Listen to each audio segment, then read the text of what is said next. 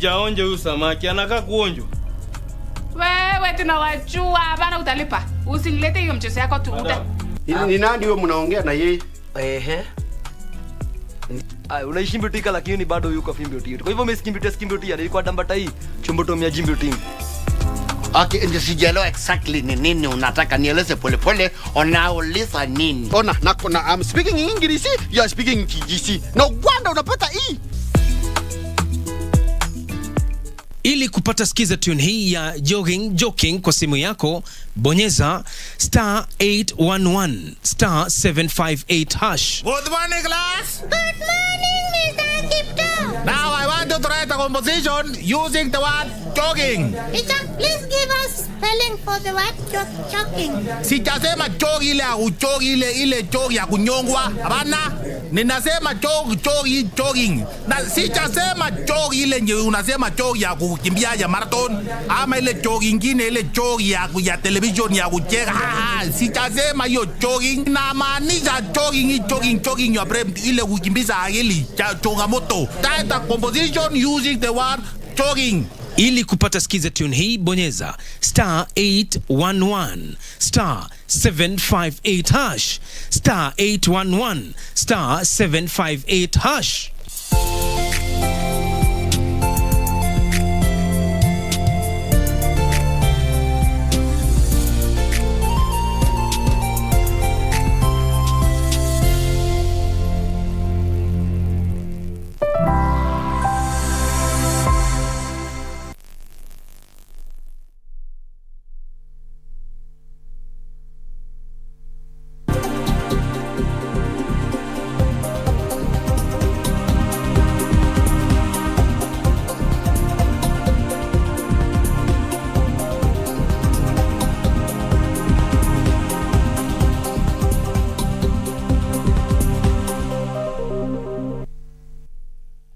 A very good morning to you. My name is Daniel Wahome and welcome to Sports Check on this Monday morning. It is 10 a.m. on the 31st of October 2022. It is exactly 20 days to the FIFA World Cup. Remember, on Sunday the 20th of November, the opening game hosts Qatar playing against Ecuador, and that is going to be the highlight. Well, we'll be getting, as you can see, we've got the road to Qatar. I've got some little thing that's lined up for you about some of the venues that will be used for that World Cup. But first, here is today's news outlook.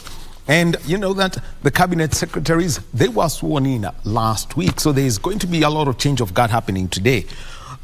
Eugene Wamalwa is going to be handing over the defense docket to newly appointed Cabinet Secretary Aden Duale, and this is at the Department of Defense headquarters. That's going to be taking place at 11 a.m. And Cabinet Secretary Mutahi Kagwe is going to be handing over the health docket to Dr. Susan Humicha. That is at 11:45 a.m. And Peter Munya and Betty Minor will be handing over cooperatives and SMEs dockets to Cabinet Secretary Simon Chelugui. Well, Simon Chelugui retains his position as cabinet, and he's going to be handing over the Labor and Social Protection Services to Cabinet Secretary Florence Bore. So that's just part of the handover that's happening. And also at the Ministry of Energy, that's at the Kawi complex, there's going to be a change of guard happening too. Happening in Thika, the Akorino Hustler movement. Well, what would they be up to drumming up support for that movement? That's at the Blue Springs Hotel. The Equity Trade Mission at event is at Upper Hill. And there is the launch of the Kenya Youth Employment Entrepreneurship Accelerator Program. And in Mombasa, the senators are having an induction workshop that is going on right now. So those are just some of the stories that we're going to be taking a look at. From the sporting end, you know, we'll start with the tail. No, sport known as cestoball. It looks very much everything like netball, but it's not netball. It's got a few variations of the rules. So we're going to be speaking to Cestoball Kenya Federation, and that is in the final interview, because on Saturday they have a tournament that has been sponsored by the Embassy of Argentina. That's where the sport came from. And also, we shall be speaking with Kenya Simba's coach, Paul Odera. They travel tomorrow to the United Arab Emirates. They'll be playing at the Dubai Stadium. It's the repechage, basically the playoff qualification for the Rugby World Cup 2023. They play against the US, Portugal, and Hong Kong. And we'll start our conversation with handball, because the Nyayo National Stadium and the Ulinzi Sports Complex were hosting the Zone 5 IHF Trophy. That's for under 18 and under 20 men. And so we've got the technical director, Handball Kenya, Chaltamondi, joining us. But on the screen right here, it's all about the road to Qatar, because KBC Channel 1 will be bringing you 28 matches and 18 at the group stage. That's from the 20th of November. Ghana, Cameroon, Senegal, all their group stage matches are confirmed. England, Wales, that's confirmed too. Tunisia are coming in through. So you've got to watch Brazil, you've got to watch Japan, you've got to watch the Netherlands. So all those matches are there. And let's take a look at some of the stadia. And this is where the opening match of the World Cup will take place. The Al Bayt Stadium.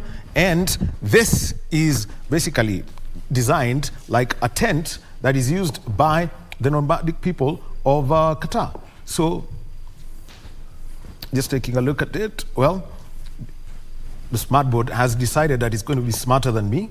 So that's just part of it. So there you can see it's designed like a Bayt al-Ashar tent. Basically, that's a tent that you'd find anywhere in the in Qatar. That's the theme of it. And this is where we're going to have the opening match. 20th of November, Qatar playing against Ecuador. So moving on to the next one.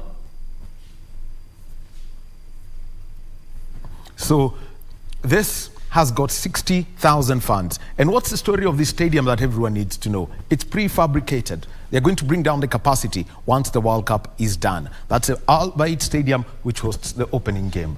So next stadium that we're going to be talking about is the Ahmad bin Ali Stadium. It's actually inspired by the local culture, and the designed, and it mirrors what you would say are sand dunes. So if you basically think of the Arabian desert and the sand dunes, they've got to be a part of it any day, and you've got to watch them. So there it is, as you can see, designed like a sand dune. It will host 7 matches, and this is the stadium where Wales will play all their group matches in, a 40,000-seater stadium. And actually, Wales and Australia are the only teams that will play their matches in only one stadium at any one point. So let's move on to the next stadium, and this is the Al Janoub Stadium, 40,000-seater stadium. It's going to host a total of 7 matches here, and Qatar has got a history of pearls. You know, everyone loves the pearls for the necklaces, for the earrings. And so the people who do that work, that's where they get the inspiration from, and also that Dow boat, and that they always use when they go deep to the deep seas looking for the pearls. 6 in the group phase, 1 in the round of 16. Australia will play all their matches at the Al Janoub Stadium. So moving on to the Al Tuman Stadium, you know the kafia. Some of you here in Kenya call it the Wallahi, but any Muslim man has got, wears this. But for boys, they put on this in itself. For the men out there, they use it to hold their headdress. This is inspired by that here, and this is a 40,000-seater stadium. 8 matches will be played here, 6 group matches, 1 round of 16 game and 1 quarterfinal, and Senegal and Morocco will play 2 matches each at this stadium. And 3 weeks from now, exactly 3 weeks from now, Senegal will play the Netherlands in their opening match at the Al Tumana Stadium. So here it is. So you can all see the inspiration of the culture and everything to do with it. That's the Road to Qatar brief for today, coming through from us. Well, time for me now to move on, and we get into our first conversation, and this is all about handball, and we're with Charles Omondi, technical director of the Kenya Handball Federation. TD, technical director, first of all, hosting the Zone 5 Championship. 8 countries here with under 18 boys, and also the under 20 boys. That's the youth and the junior teams. What was the whole feeling for Kenya, knowing that you even got support from the National Olympic Committee of Kenya? Yeah, it was an easy thing, but first of all, good morning, viewers. I think it was a great milestone, I would say, in handball, because we achieved what we wanted, and the support that we got generally from fellow Kenyans was quite encouraging. Not only the National Olympic Committee, we also was supported by the KDF, that is the Chief of Defense Forces, who gave us the venue, that is the Langata Ulinzi Stadium, and he gave us for free. I think that was a very good gesture. Well, and I'm sure some of those youngsters will have to say thank you by applying for, to join the Kenya Defence Forces one day. Yeah, it was quite an experience to them because majority now realize that armed forces is not what they used to think or they used to know. And you realize that the teams, more so the youth team, virtually all of them are students. Yes, so they were really, really inspired. And you could clearly hear what they were saying, that next they'll be there as soldiers. Well, let's first talk about Team Kenya preparations for the under-18s and the under-20s. This Zone 5 championship coming just as the school games were coming to a close, the Nationals and the East Africa school game. What's the background of selecting these youngsters who are to don the Kenya colors? First of all, this championship had been postponed. We were to have it in April. Yes. And initially it was supposed to be in Ethiopia, Addis Ababa. But because of insecurity there, we were requested to host on behalf of the zone. When you look at the events that were taking place, where we had the national secondary school games, then we had in Arusha the East African secondary school games, it was a blessing to us because it was very easy for us now to select the best players that would represent the country. But the undoing thing was that these boys had also stayed away from school for some time. Yeah, it was holidays. It was the holidays. Yeah, so we had to strike a balance. We could not keep them in camp for long. That is why they only came for training for about 10 days, which I believe was not enough, but still I think it was good. And the principals, most of them are very, very supportive. They released the students to us, and all of them now back to school. So it was quite a challenge to prepare. Okay, now let's move on and take a look at engaging the National Olympic Committee of Kenya, because we know they supported this event. There was the check as presentation event that was actually it was in virtually every media house. What then were the engagements behind the scenes? One thing is that I also serve in the Youth Development Commission. Yes. And this is our mandate, just to make sure that our youth are well prepared for international meets. So we did an application, we had a discussion with the National Olympic Committee, and knowing that by that time we didn't have the CS, the PS, it was not possible to get assistance from the government. We had applied earlier on, and indications were positive, but now that after elections, we were still waiting for the CS. We said that no, we still have to host this tournament. So we approached the National Olympic Committee, and the most important thing that we wanted from them was to ensure that the equipments that were coming for this tournament, to support us to clear the equipments, because it was not an easy venture. That was costing us almost $500,000, and also assist us in making sure that these kids are placed in a good place. They supported us. And lastly, also they say that they're going to kit the kids, and that is why you saw them donning very nice tracksuits, and the uniforms are also perfect and to the standard. So the National Olympic Committee came in handy, and it's not the first time they're doing that. We've seen them doing that to other federations. Yes. So I think that is the step to the right direction. Yeah. Now, let's talk about the equipment that you are bringing in, because when you're hosting a championship of this caliber, we will not use our normal surfaces at if it's Nyayo or Kaloleni or basically Pika School, but specific equipment must be used. What is it that you needed to bring in, such that anybody from IHF Africa who came in as an observer would say this was a legitimate tournament? Okay, first of all, for the surface or where we play this kind of a championship, it's not really restricted. This is the first time that we're having it in an indoor and in a better facility. We've been to places like Zanzibar, we've been to Uganda, where there are no standard fields. But the idea of this championship is to give us a pathway where these players, the young ones, can also compete in the World Championship. Because after this first round, the zonal, we now go to the continental, and then now whoever wins there will represent the continent in the World Championship. So when we take that approach, you realize that Egypt was not participating, and Egypt is on 5, because Egypt already they're established, but they're given opportunity to teams that are still developing in terms of handball. So they're really not very strict about the equipment that being used.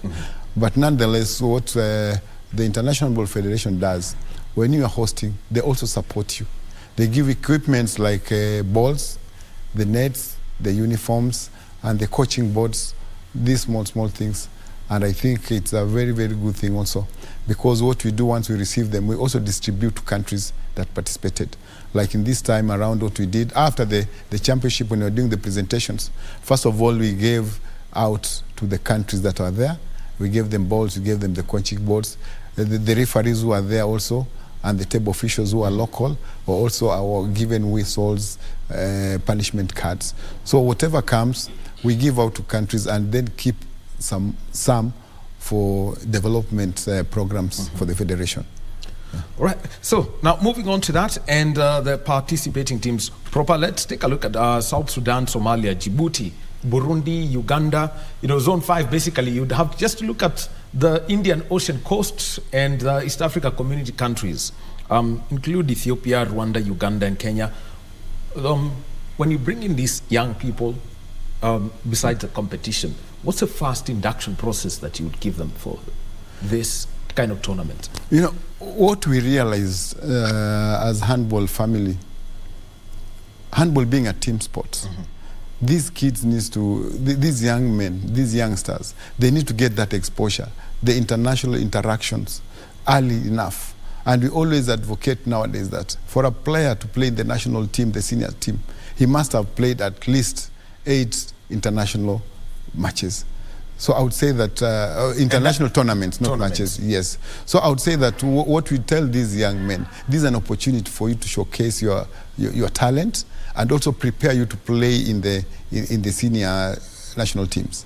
Yeah. Okay. So first of all, the Kenya under 18s, just taking a look at them, they finished 3rd in this tournament.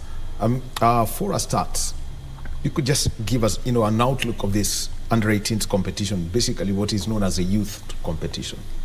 The youth competition, ideally we target students, because when you talk of under 18, these are players who are still in school, and we expect countries to get their players from schools, mostly. But what we saw is the contrary. Apart from Djibouti, Kenya, South Sudan, the rest, most of them were very old players. They have played less than 18 internationals. Yes. Not rather than being under 18. Under 18. In terms of age. I think that is a challenge, and I know it was noted also. And I don't know, a report has already been done. We are waiting for the outcome of that report. Yeah. And actually, because it's a problem people have seen in different competitions. So football at one point said they would be doing the wrist checks at times, but due to what I would call differences in development or diet and environment, at times doesn't give a true picture. What are the checks for this?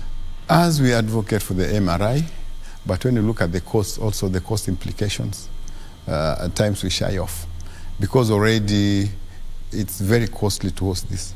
So when you engage also MRI, I think it may not really be cost effective. And one thing that I try to do as one of the leading technicians within the zone, I talk to the presidents of the countries just to try and be honest. We were engaging every day before the championship. But what did we see? But anyway, with us as Kenya, we were not there to win.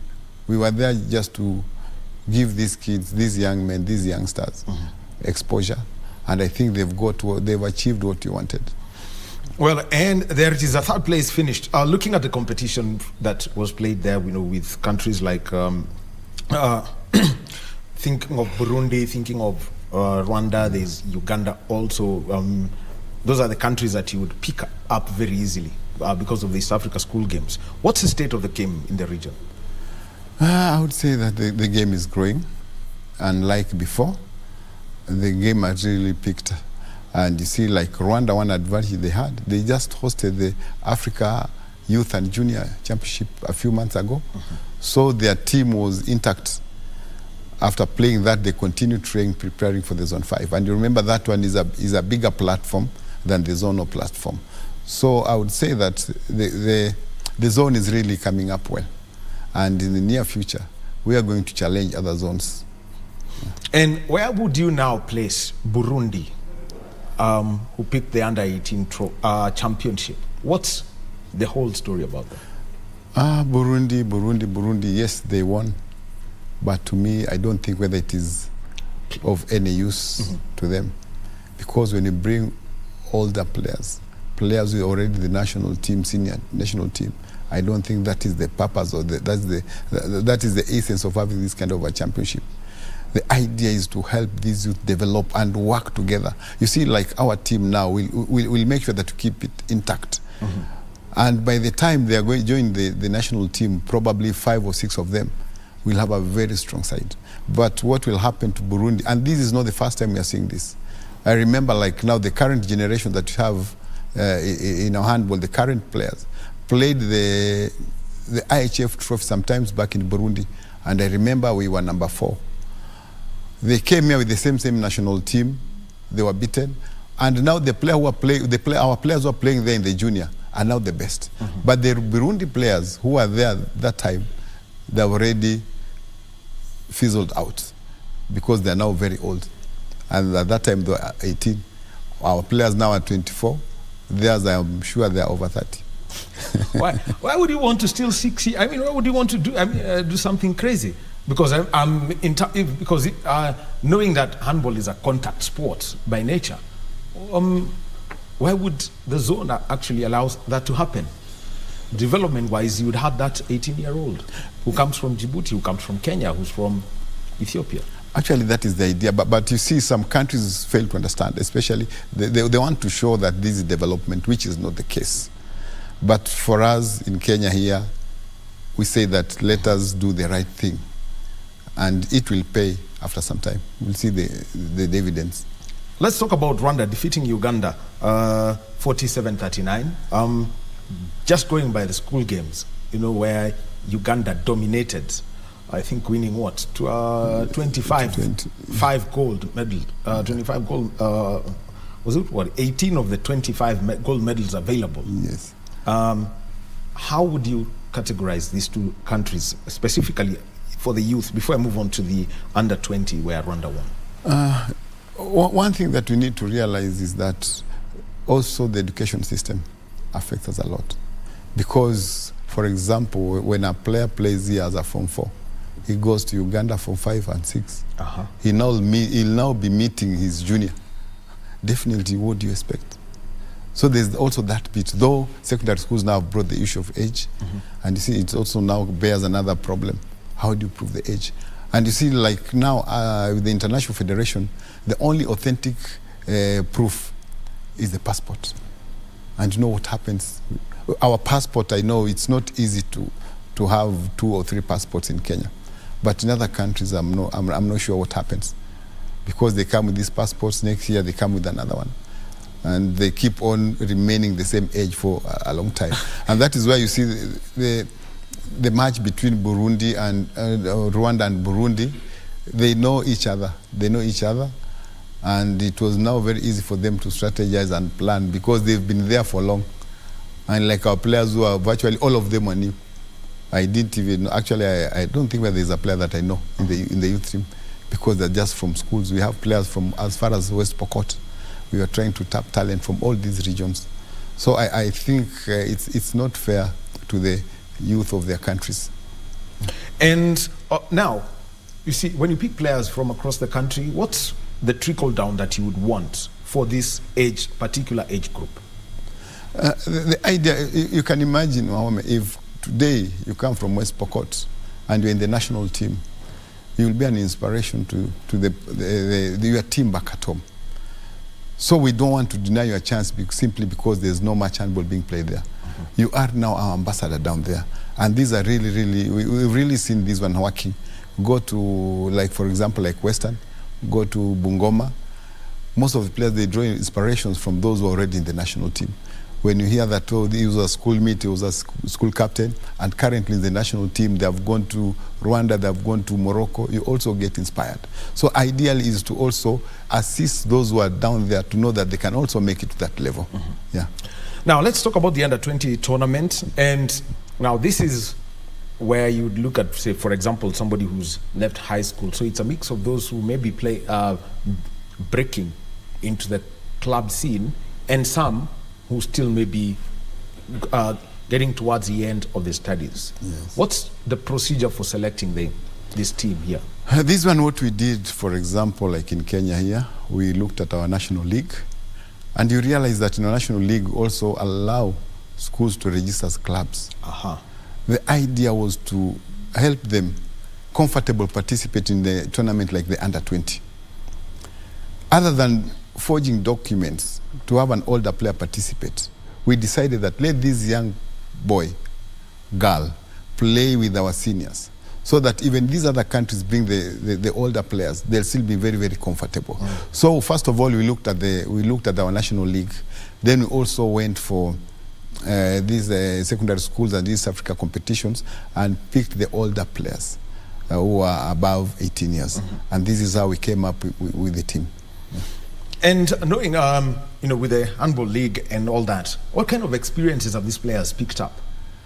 They were confessing that actually these are very different game, a very different level of competition.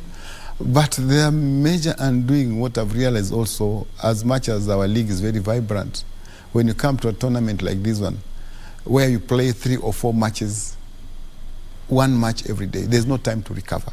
But you see in our league, we play Saturday, you miss Sunday until next week. So there's something that we have to look at. If at all you have to assist the players to get the match fitness, whereby you play before you recover, you have another match, and that is the system that we have. So we are also thinking on how to assist these players. But most of them, actually not, could be a very small percentage have played even at Nyayo. Now to make it worse, we take them to indoor, whereby it's totally different from when you have our outdoor. And that is why you realize when the team started, they were playing very well in the first half. Yes. But they burn out. This is just inexperience. It's not the coaching, it's not the player himself, but the experience which was working on them, against them. When you talk about, I'll talk about 2 things, the inexperience and also the change of surface. Yes. How do you get these players, say somebody who plays at Kaloleni, now to adapt to play at Nyayo, or where it even gets tougher to go play at the Ulinzi Sports Complex, or even for those who are in school, moving from grass to to this solid surface? Actually, okay, there are so many things that are working against this our players, because you are from school, whereby you cannot use the wax. We have these handball wax that used to help a player get a better grip. Now it's even worsens everything, because with the wax there's also a technique. There's the how to use it. So these players were really, really disadvantaged. That's why we were saying that had we gotten this player for let's say like a month, I believe we could have had better results, even if these other players were older. Well, if you were just to use the palm of your hand, I mean, you could tell us about how you know the wax does, such that it gives you better grip. The wax, wax is like, I would say it's like a gum. It's actually a gum. So when you hold this ball like this, no sweating, no nothing. But now the way you need to throw that ball, you use the wrist. But you see, when you are using this normal throwing, you use the arm. The arm. Yes. So that is the difference. And when you use the arm and you're using the wax, the ball will just fall down there. It will not go anywhere. So you're actually supposed to drop it you push it. Push it. You're supposed to push it. And release it. And immediately. release it. But now when you're using the arm, you cannot do that. So these are techniques that also, it takes time to be able to use this. Yeah. Well, quite interesting. And now, Kenya finishing 5th, and this was at it. What kind of competition, you know, and the things that you saw, would you say that were the learning lessons now picked up from the under-20 side, and how, you know, they manage the inexperience you mentioned? I think what we've learned is that we need to have we need to have a national team in place for the youth, especially under 20, because majority of them have finished school and probably at the universities. We had students from JKUAT, Kenyatta University playing in this team. So we need to be bringing them together to play for a longer time. Otherwise, what we did, the 3-4 days that we had for training was not enough. And you see, it's so dangerous for them because the system that they use in schools or different colleges are totally different. Unlike those who are in the league, the pattern is almost the same. So it is very easy for them now to gel. But now when you get players from other institutions that are not in the league, it becomes so difficult for them to work together. And also I think what they also lacked was you need somebody who's very experienced to be your playmaker. He's able to determine the speed, the pace, the direction of the ball. But at this level, we didn't have somebody outstanding who would really play as that role. So I would say that we now have realized that it's very important we put these boys in our teams. They can even have a training for 2 weeks, or no, rather 2 weekends per month. And I've already been directed on what to do, and I think this one we are going to see it being done very, very soon. And now let's make it now down to this. The differences in playing patterns. Educational institutions versus the league. Where is that gap? Because I would try to think of a country like France. If you were to play against the French in a game of handball, or even Qatar, so to speak, you'd find that there is, how would I put it, a consistent form of that play they're using. That from the bottom to the top, it's same. Yes, that is why we had a training sometimes back. The expert who was here for coaching, Zoltan Makzinka from Hungary. He was here for 2 coaching workshops. And the idea is to try and harmonize. Actually, that is what we want to do. We realized that the people who were in that training, they came from all over, and mostly like the licensed D, majority were teachers. So that when they go back, they can have the same mindset, the same thinking, and produce almost the same product. So if this kid, we start with the primary school, he comes to secondary school, gets the same coach who was the same class with the coach who was in primary, he'll still now develop that skill. Then lastly, when this kid comes now to the league, there's that consistency. So what I know that we are very soon coming to do now as a federation is we want to come up with a definite program, a definite system for the country. It will now help us. Even when you start the academies should be doing the same things all over, so that we don't have disparity in terms of the systems. But at the moment, as it is, I believe at that national league level, we play more or less the same handball, but slightly or totally different from what we see in the secondary schools, simply because of the level and ability of the coaches. They vary a lot. All right, so but on Monday now, things that instructor Zoltan, came in and gave to this. What are some of the things that maybe a coach would have wanted to attend that workshop, but would now have to learn? What are the things that they need to know from just to get the basics right? Yeah, what we did, we had we would say that the lead coach or something like that, whereby very soon we are now rolling out also training for these coaches who are not able to attend the training, so that we harmonize. There are a lot of things that we have been doing, yes, right, but correctly, but there's a better way of doing it that now Zoltan has brought. And I want to believe that with the lead coaches that we have from various areas and engaging them, probably if we get funds now, it will be possible to make sure that the same people, we use them now, the knowledge that they got from Zoltan, they're able to disseminate the same to their colleagues around. And I think this will improve our handball. So that we just don't look at competition alone, but we also look at the quality of players that you produce. Yeah. All right, I'll use an example. What you just spoke about, the way we play our handball. If I go watch schools handball and I look at how they throw the ball, you can see that it's a full use of the whole arm. Of the whole arm. And in this case, you mentioned at the highest level, it's more about simple wrist movement. Yes. How do you get coaches to understand this and players to start adapting to that? And that's why I say that the people who are in this training, it is now their responsibility to make sure that they go down and change this one. I know it is not easy. You also face challenges down there, but I love the handball family because we always work together and we work as a family, so there should not be any problem. I believe that we're going to adopt this and it's going to help us. And we also want to take it down to the lower 8 years. We want to start at 8 years. We normally start at 12, 13, and that is too late. So the coaches were given some books with the age categories and what to do with them. And these books are distributed. We'll make sure that this book goes to almost all the teachers around the country to make sure that whatever they are doing, let them do the same thing. Yeah. Now, yeah, quite interesting, by the way, when you talk about the age of introduction. I remember in the high school I attended, I think it was in handball was introduced when we were in Form 2. Form 2, okay. So you can see how much of a difference it creates.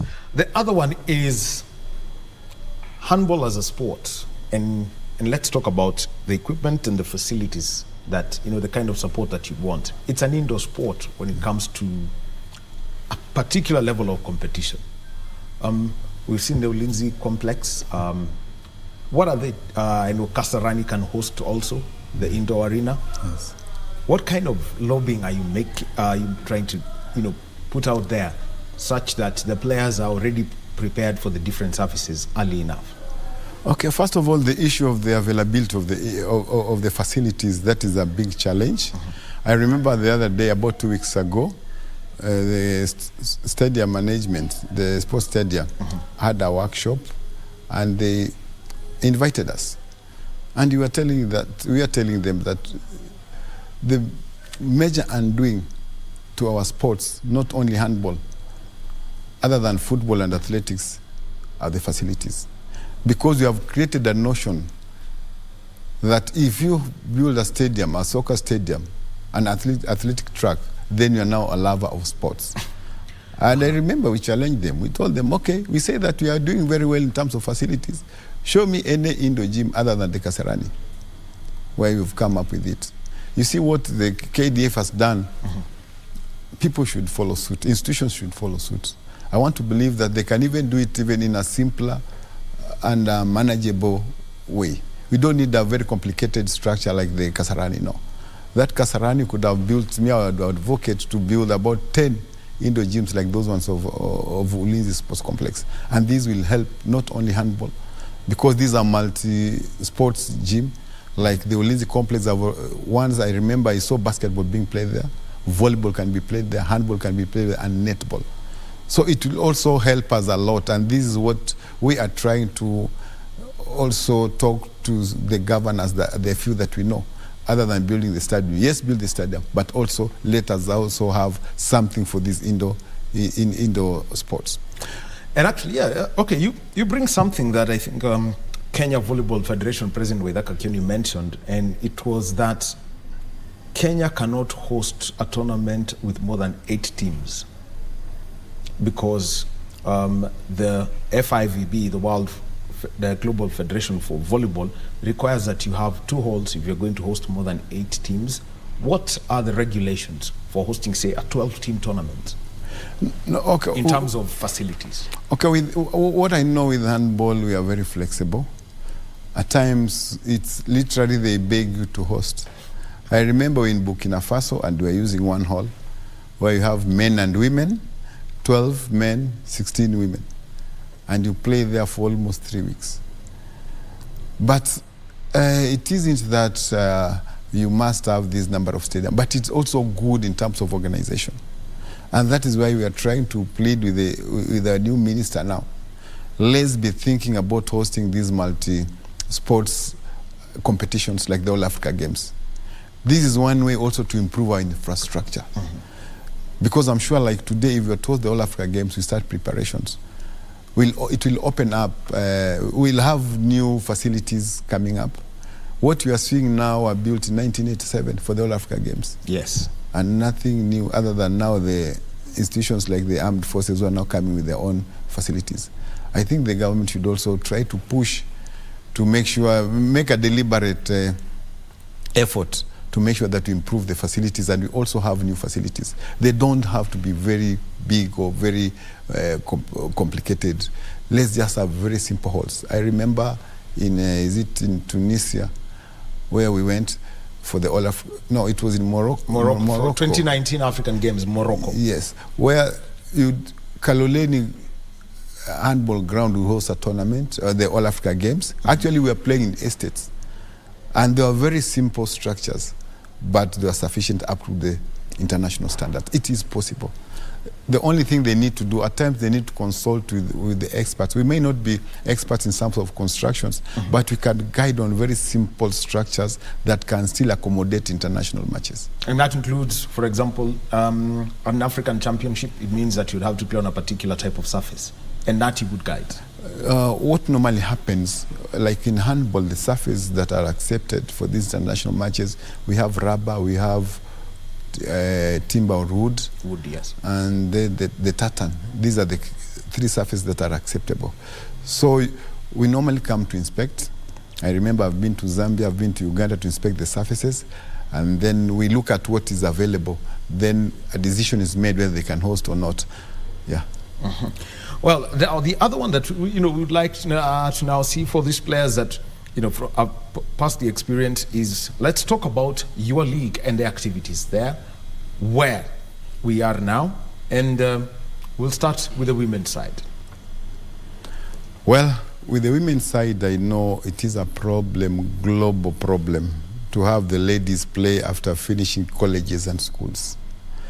But the International Handball Federation, I've seen the National Olympic Committee, all these trying to see how do we retain our girls in sports. We retain them to have them continue their sports. In handball, we've really tried now, because we have engaged the schools, we have engaged the teachers. Now we're engaging the counties. I remember when we started the league, the serious competition, we had 6 teams only. But as at now, we have 12 teams. We've been able to convince most of the institutions to support the ladies' teams. And as it stands at the moment, I know Nairobi Water are still the champions, yes, and they're still leading and unbeaten, followed by Ulinzi, who have just lost 1 match they lost to Nairobi Water. And then National Cereals and Produce Board are the 3rd. These are the top teams that we have. And also Kenyatta University are coming on very well. We managed to also convince the Daystar University. Now they are in the league, which I think is a very, very good thing. As for the women's team? As for the women's team. It's quite encouraging, and it's quite competitive now. Yeah. What's the scene at the universities? Because those are the institutions that would serve as a real bridge, especially for women in sport. We know Strathmore, we've seen what Strathmore have done with their scholarships and that. Yeah, for the women, I know also Strathmore is also helping us when it comes to absorbing these players, the ones who have performed well in school. But the problem is that after finishing, upon completion of their studies, we don't know where they go. Nairobi watu wapatie kazi. That is why we are talking to the counties. If they can also have the clubs, they can have their teams. And I've seen Nairobi City County is there now, Kericho is there, I know Siaya is there. We have various counties that have now started handball. And this is one way also to allow the players to remain within their areas. You don't have to come to Nairobi to look for a club. If you are from, let's say, Nyeri, you don't have to come this way. Just pray for the Nyeri County. And that one, I believe, with that approach, we'll not lose most of our players upon completion of schools. Yeah. And what are the counties saying? Because sport is actually devolved. It's only the policy matters that are now with the State Department for Sport. The counties, most of them are very positive. And you've seen in the county games, I think the last time they were in Kericho, we had handball as a demonstration sport. And this year, I think it's going to be among the competitive sports that earn points. So I think we are on the right track as far as handball is concerned, and the relationship with the counties, I think we're on the right track. So, and now still on the women's side, zonal competition, continental competitions, what's the outlook for the, as we head into, as 2022 comes to a close, going into 2023? It's very unfortunate that will not be represented in Senegal. We have the Cup of Nations starting in 2 weeks' time. We could not commit ourselves to that because you know what was happening at the moment. We failed to honor our invitation or our participation in Egypt during the men's Cup of Nations. And that is why, as a federation, we felt that no, it is not fair for us to try it again before we get any confirmation from the government. What we know, we have now gone back to is we start preparing for the All Africa Games qualifications, knowing that it's also not an easy championship. And if all goes well, we might host it so that we have an advantage. And this time around, I've seen Egypt, they're really very active in terms of participation. And I believe they bring their ladies here, which will be a challenge. So we have to start preparations early enough if at all you want to participate in the All Africa Games in Ghana. Yeah. Well, actually, that's a very interesting one. A lot of conversations going on about that next year's championship, and already I think that's one of the events that have been put there. The other one, by the way, before I forget, the Africa Youth Games next year. They were supposed to be hosted. I mean, they've been delayed by a year. By 1 year. So what's the plan around this? Well, it's just the same thing. What I know is our coaches are still trying to come up with a team. This time around, we start our preparations early. And the beauty of all this is because the National Olympic Committee also has a program to ensure that, for example, I know like in December, we'll be having a youth camp. And this one is also targeted towards the African Youth Games. So this is where we're going to start from. Yes, December. So you can imagine we start our preparations in December. For about 2-3 weeks, we'll be with these kids. Then after that, we'll make a follow-up on their programs. We'll come up with programs that they can keep on doing when they are back to their various places. All right. Brilliant. Now, let me touch on now the men's. You talked about qualification, so I think I'll let you do this for the African Games. I'll let you do this from a global scale. Now, talk about the men's side. This is where we have Black Mamba, Lindsay, Sirius, the men's league. Well, the men's league is very competitive. And as we always tell them that any team is free to win. I remember the other day when GSU was playing Kenyatta University. Obviously from the onset we think that this is like our cover. But it was a shocker to GSU. They lost, and they lost clean. We have seen Kenyatta University beating National Cereals and Produce. We have seen Strathmore beating Ulinzi. So I would say that the top 10 teams in the league, the top 10 teams, any of them can win any match. So you don't have to risk by underrating any team. It is very, very competitive. And then the question is then keeping this momentum and moving on to, if you're going to go to the regional club competitions, African club competitions, what's the scene there for a team like Kenya? I mean, for the Kenyan contingent. You know, what normally happens with the men also is very competitive when you look at it from the continental point of view. And that is why at times you see we might have a very good team. But when you go there, things are totally different. But what I've liked about our men now, majority of them have got exposure. They have played international meets. That's why I said during the inception, when we started, I said that it's very important for the youth to play at that level. Yes. So that when it comes to the senior team, he's very comfortable.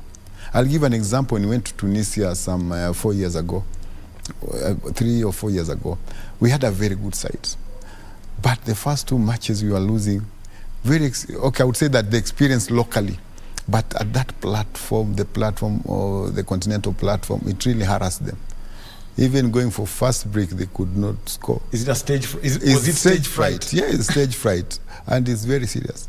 Because when you go there, first of all, you look at the kind of facility you're going to use. You look at the opponent is an Arab. You've never met an Arab, and that is why I want you to meet the Arab at that low level. You meet the Nigerian at that low level, so that when you meet them, these are common people. When you look at a player like Brian Matthews, you look at Georgiadis Madegwa, these are players who are playing outside there. When they come here to play for the national team, they would score even from the center when you're playing Egypt. I remember one time the Egyptians had to mark Brian man-to-man. Otherwise, he was just scoring at will. So this is the kind of thing that we need to have, whereby we have our players going out playing in the European League, playing in the Arab League, so that when they come back here with that experience, they'll also assist us. Yeah. What are the opportunities for players who are playing? I mean, the top players you mentioned, Madegwa, Brian. What are the others? What about for the others outside there?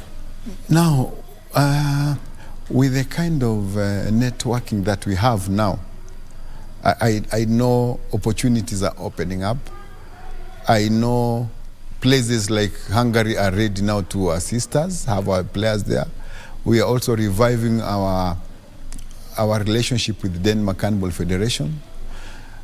And I want to say that I know by 2023, working with the National Olympic Committee, we'll have not less than 10 players playing in other leagues. And this is the one way to improve our handball locally. When players see that opportunities are there, they also get inspired. And we had a discussion sometimes back with the Secretary General of the National Olympic Committee, Francis Mutuko, and he said that you just draw a program, let's sit down and see what comes up. Recently, yesterday, I had a discussion with Zoltan about the opportunities in Hungary, and he said he has offered us 2 slots. So we just need to sit down and look at a person who can work, can play in their league, and at the same time be trained as a coach. This is a 3-year program. It's a degree program. So we are working it out. There are some names that have been floated. We look at them and then connect them with Hungary. So these are the ways of creating opportunities to our youth. Actually, now that you've mentioned, you know, it's very interesting that you're going on what I would call a semi-professional contract, and at the same time, it's a scholarship. What are some of the, I mean, what is the criteria that is required of somebody? Is it, apart from the skill around the sport itself, let's also take a look at where their papers fall. The beauty of most of handball players now, they've been to school. I remember the coach now, Nairobi Water, got a scholarship to go to Greece because of his papers. And that should not be a problem. Most of them now have, I believe most of them have their first degrees. So pursuing further education would not be a problem. Yeah. Handball coaching opportunities that everyone should know. If we are to develop the sport, it has to come from, okay, these days saying bottom up makes you sound it's actually a political statement, but that's what I mean. That's a conversation that has been forever in sport. You start at the grassroots and come finish off at the national team, where you just have the 12 players in the national team. Now, when you look at our coaching, like now, the ones we had Brian Matthews and Thodias Songoro having their first assignment or engagement as the national coaches. These are coaches who've been to Denmark. They've also have their license D training, license C training, and they're qualified. So what we need to do is just give them opportunities. And we're going to see more of this. When you have our women teams coming up also, we might also look for other coaches to beef the coaches who have qualified. We give them opportunities. Not only the same coaches always now and then, no. What we are doing as a federation, we want to give opportunities to all those people also who are committed and who love the sports. We give them those opportunities. That's for the coaching. The other one is improving officiating. Everyone says the moment you see a country sending a referee to an international competition out there, something right is happening in the sport. What's the pathway for that? Refereeing, and that is it's a big problem, but not our problem as a country. Like we had George Ondeko, one of the delegates, was here for the Zone 5. We have very good referees, well trained. Luckily enough, we are now 2 of us, me and George. We are able to train the referees to the highest level. But somehow at the continental level, we still have a problem. There's a big problem about selections, appointments, and it's quite discouraging. But the beauty of our president, he listens. I thought he would be here so that we have a discussion with him. It was not fair that we didn't have any referee from the zone. But it is okay, that is the practice. These appointments are done by the Continental, and they give the Continental referees. That one tells us that within the zone we don't have a Continental referee, and it is a concern to me. The referees that we have, they match whatever we have in the continent, but the biggest undoing is the issue of the training itself. Like some 3 weeks ago, we had a training in Ivory Coast, and the cost implications to carry a referee to go and train there. It's not a cheap thing. So we were torn in between, either to take the referees for training or to host this Africa Zone 5. And that is why our referees were missing.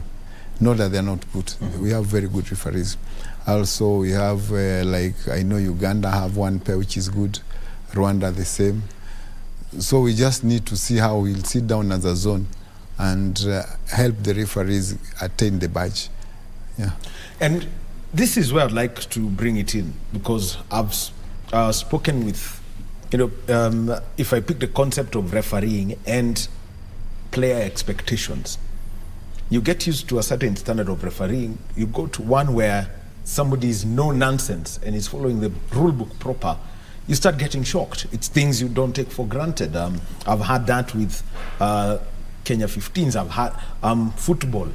Players come and they're taken for a workshop. They realize some of the things they do just to make it look flowery are actually they're not allowed. They are not allowed.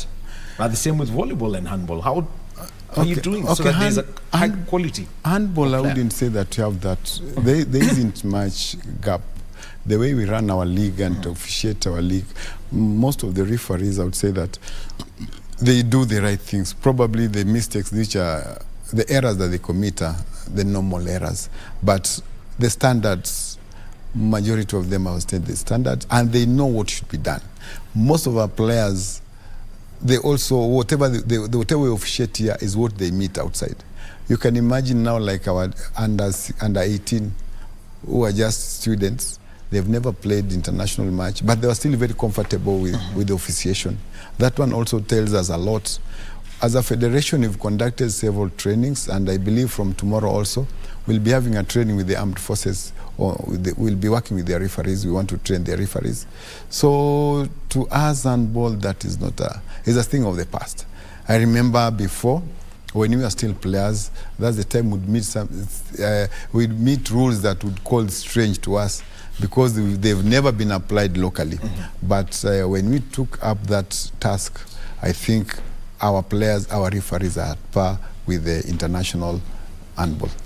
Now, something you mentioned about recovery, and this is very important, the strength and conditioning physio ecosystem. What are the opportunities available? Wow. I think now, with the help of the National Olympic Committee, they have a commission. They call it, is it the coaches commission? There's a commission. That's the one that's Kim and Jeffrey Kimani leads. Yes. The medical and physio commission. Yes, they always are there available to assist the national teams. If you have a time and good program, you just apply to knock and you'll be assisted. As a federation and as in our league, I know most of the teams now, they've engaged their physio, they've engaged people for strength and conditioning. I know like Strathmore are doing that. Sirius Board have already started. And whenever they come to the national team, also when we have time, we also have the same program for them. Yeah. All right. Thank you very much, Technical Director, Kenya Handball Federation, and Charles Omondi. And the conversation we've been having is all about handball, because for the last 1 week, Kenya has hosted 8 nations, but in total 16 teams, and all have got to do with the youth, under 18 and under 20 teams. So thank you very much, TD. Thank Kenya, the under 18s finishing 3rd, the under 20 finishing in 5th place. The technical director has mentioned that there was a little bit of playing around with the age, but that should not deter the youngsters from growing in the sport. We take a short break and we will be back with a conversation about a sport that many would think is netball, but it is not. Plus, the Embassy of Argentina has sponsored a competition at the University of Nairobi on the 5th of November. First of all, let's talk about that sport after this break.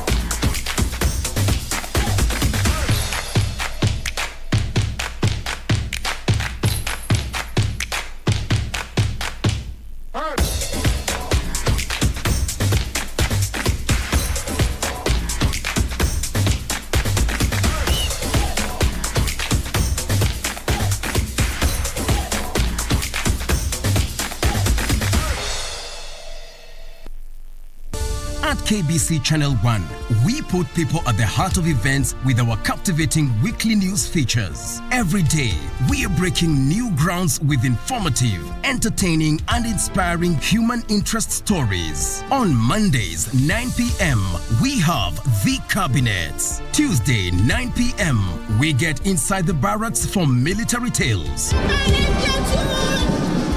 We delve in the world of cinemas and theater each Wednesday night. For the young and industrious, make a date with us every Thursday at 9 p.m. Fridays are dedicated for my culture. On Saturdays, we go back in time for history in perspective. And on Sundays, we get to know the process of how things are done and made. KBC Channel 1 News features a whole lot of wonderful viewing experience.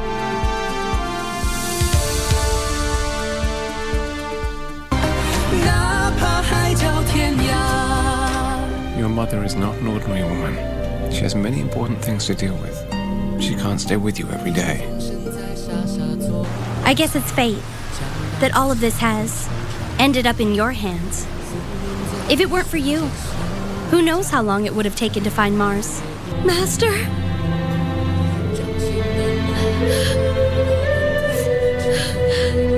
Earlier, Zeno had told me that I'd find you here. I'm supposed to do it with you.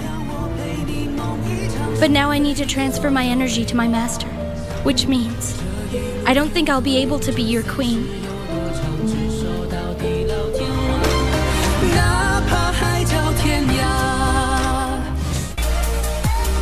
This week on Tech, we tell you how legal meets tech. Our application is called Legal Tech Services.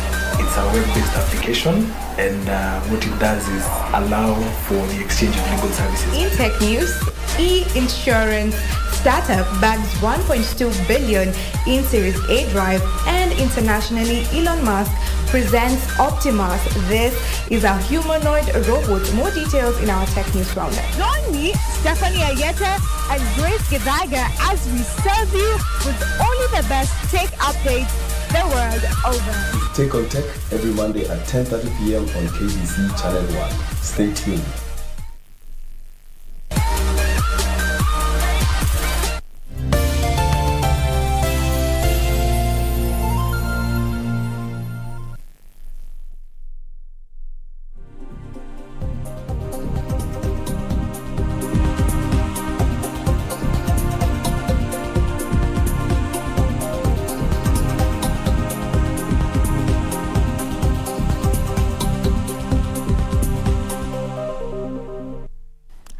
And welcome back to Sports Check on this Monday morning. It is the last day of October 2022.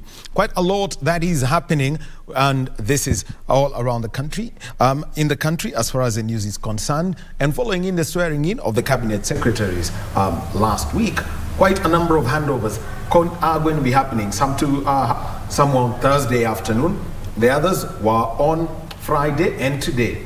And that's one that's going to be happening shortly. It's going to be at the Department of Defense. Eugene Wamalwa is going to be handing over to Cabinet Secretary Aden Duale at the Department of Defense. Yusuf Farah is a reporter there. Once he's ready, he's going to tell us that. At 11:45 a.m., there is the expected handover, and this is of at the State Department for Health, Cabinet Secretary Mutahi Kagwe handing over to Dr. Susan Nahumicha, who is the new Cabinet Secretary for Health.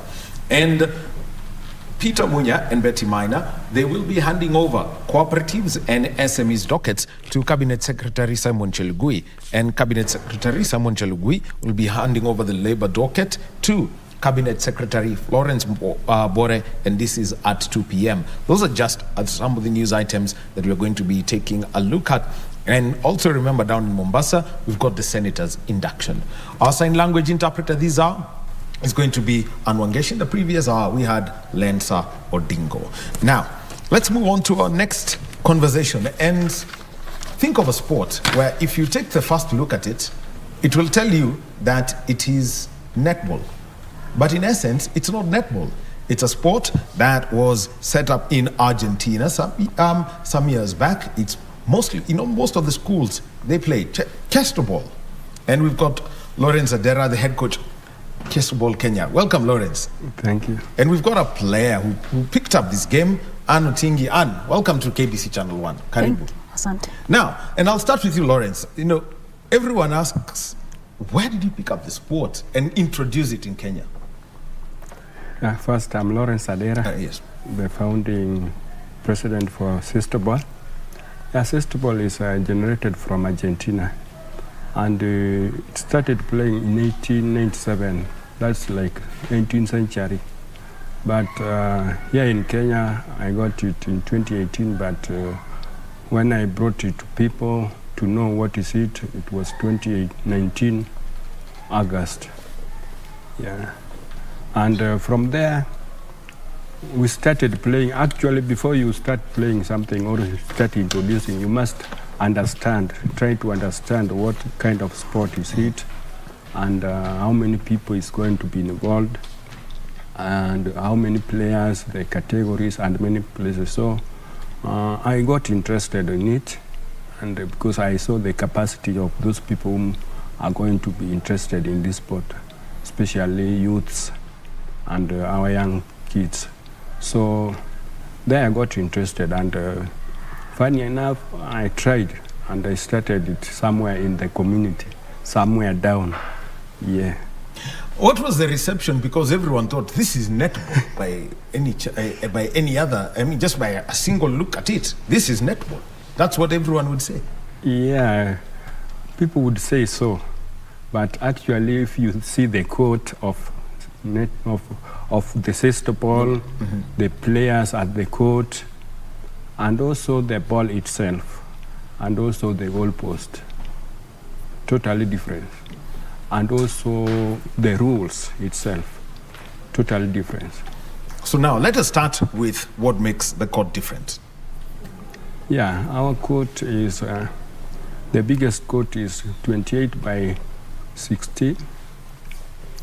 And we have, from the far end of the court, 5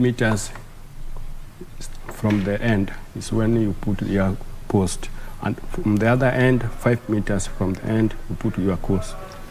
So that means that there is an area, so if it's 28, so this side and this side, so you actually have 18 18 meters in between the two goals. Yes. And by that, we have players are six, Maki, 6, 6, 6. And the distribution of the players is also different because we have 2 defenders, whereby one should stand near the post and one will be at the penalty point.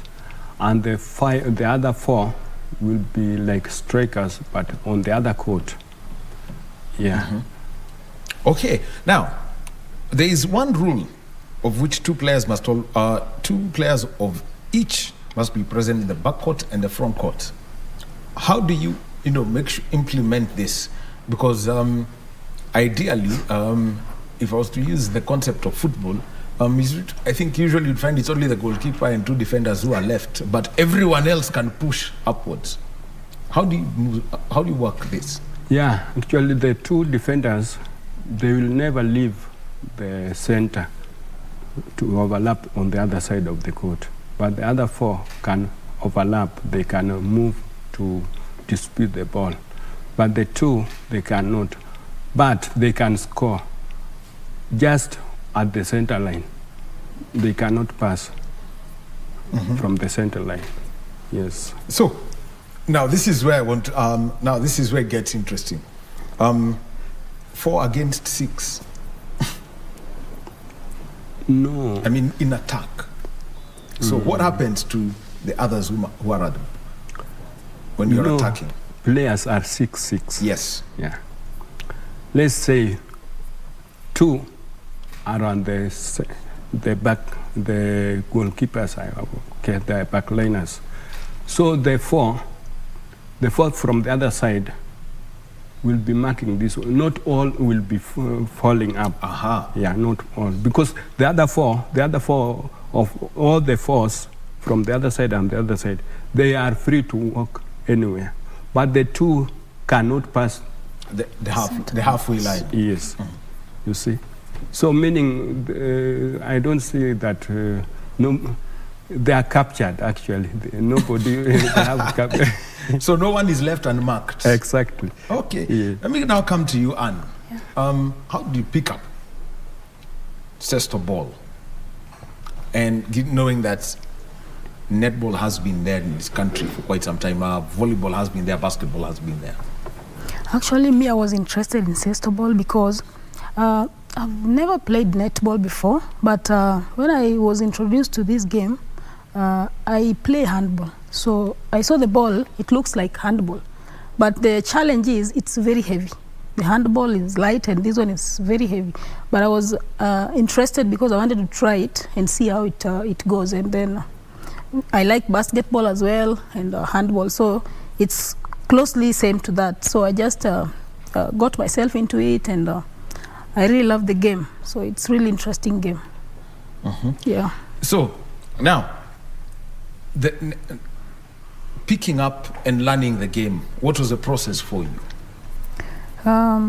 First of all, first week I was taught the rules, because before you start playing you must know the rules of Sesto ball. So the first week the coach went through the rules, and after that, after learning the rules, then I got into the court and I started playing, and by good luck I learned very fast, quick learner, and then I just got into it. Yeah. Okay, now here, take us through the rules, coach, because one of those that I would like to, put out there is the way you pass the ball. It's always about, you have to keep passing the ball. You can't run with the ball, how does that work? Okay. First, this game, it is power and speed, especially when you are playing to distribute the ball. When you catch the ball, when the ball is passed to you, you only have 2 seconds to pass it. 2 seconds? Yeah. If it goes to 3, then it's a fault. Yeah, that's why it's we call it speed and power. Yeah. So your opponent should not be when a speed ball and power. So there people run, and they need a lot of exercises. How different is the running, Anne, from what, interesting enough, we just had an interview on handball just before this.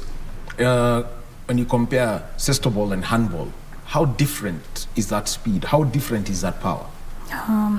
It's not same, because in Sestoball, it's you need to be strong, because when your partner pass the ball to you, you have to pass it speed to your partner, but it's very heavy. If you're very weak, you can't even hold the ball. It will fall down definitely. So the speed is just fast like handball, but the difference is just the ball. But the speed is just the same. Yeah. Let me just have you, because you have come with a ball here, and this is, and I can actually feel the weight. How? And this is an official size and weight ball. I can feel how heavy it is. Now this is fully set up, and just by looking at it, imeshono kabisa. Yeah, we have 2 sizes of the ball, 150 grams. That's applied to senior category. And we have 650 grams, which is applied to junior category. So you see the ball is not bouncing. Yes. And that's why I said you must do exercise, because it needs power. So when an opponent, sometimes when it is thrown to you, you must be ready to hold it. It does not bounce, so when you go for it, you just pick it, and you don't drag it. So there are some rules that are applied when picking the ball. So those are technical rules. So, because just looking at it, it means that this ball, as it is, now that is the standard ball. It looks like it's not fully inflated, but it is fully stuffed. Yeah. So, if the ball was to drop to the floor of the court, what's the way forward? What's the way to pick it up and keep when the ball drops, you don't drag the ball, just pick the ball and pass it. You don't drag it. Dragging meaning you take it this way. So there is no rule for that. You should not do that. You just pick it and throw it. Yeah. Now, this is a sport. It has got its roots in Argentina. Now, there's a tournament that you're hosting over the weekend that's being supported by the Embassy of Argentina. You could tell us about, engaging the Embassy of Argentina and the Ambassador of Argentina, such that they could support you for these tournaments. Yeah, actually it was to be done last month. Yeah, I may say last month. Unfortunately, due to some problem that arises, so it was postponed. The main reason of this ball being done the next week is that though we had already launched it in 2021 in July, by which we did, and the ambassador came there.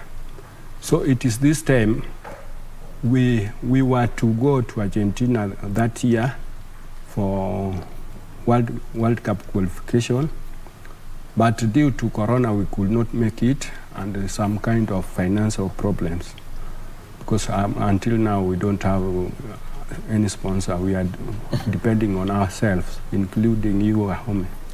So you picked the right date to ambush me. So that's what actually what happened. So the reason why we are doing it, we have a new ambassador in Kenya who was introduced to us by the authority from the Argentina. Yeah. This is Her Excellency Ambassador Gabriela Martinich. Yes. So when she came, actually she went there, sat down there with the federation, the sport ministry, and the foreign affairs there, and they said they have a game which is being introduced here in Kenya. As it is our national sport in Argentina, they are very much concerned how it's being developed, and they would like the ambassador, because ambassador is their person here, so they would like the ambassador to monitor, to see how things are working on it, and to see how our youths here in Kenya can be supported through the sports. So that's why we are having the tournament on that day. Yeah, even though the first few weeks we had regional tournaments which happened in Nairobi, Nyeri, Mombasa, and Bungoma. Yeah. Okay, and for you, Anne, since you picked up this game and here you are now, we can comfortably say you're in the national team setup. What have you seen improving with people you play with in the country? Okay, for me personally, what I've seen, it's players are really serious with this game because it's a new game and they're kind of interested in it. So the thing that is going on now is that our coach is really pushing us to train more often. So we go to training every weekend and even sometimes weekdays, because most of us sometimes are working, some of us are in school, so we make effort to go to train. And I see them, they're very serious, coming on time, and they don't want to leave even the field when the time is up for training, so we need to go home, but they still want to train. So they're very interested in this game. And I see that we are strong because we do fitness as well before we play the game, and it is something that is happening like every weekend. No weekend passes by before we train, so we are very ready for any tournament coming ahead. Even this game on 5th, sure we are going to win as our club. Me personally, I know that, so yeah, we just believe in ourselves. And let's talk about what I would call, then the National League setup, because training is one thing, but having that right competitive edge consistently is another. Yeah.